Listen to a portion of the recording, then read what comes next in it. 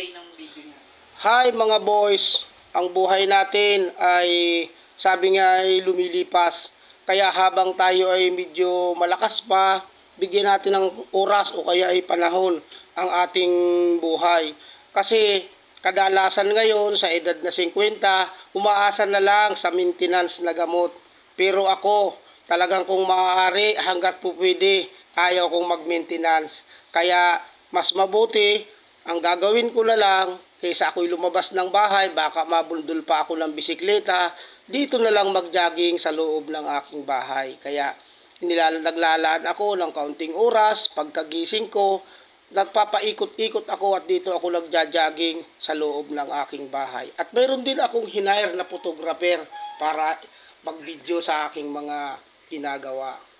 Okay mga boys, kaya hindi natin problema ang oras o kaya ay ang pagbibigay ng health sa ating.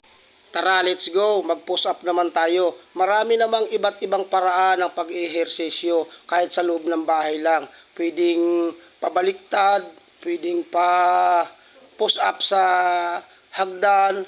Alam mo, para mabigyan natin ng magandang ehersesyo at tayo ay pagpawisan ang ating katawan.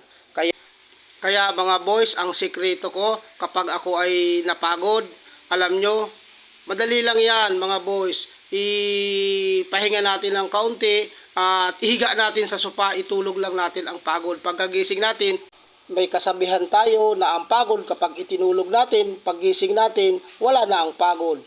Kaya mga boys, thank you for watching. Bye-bye!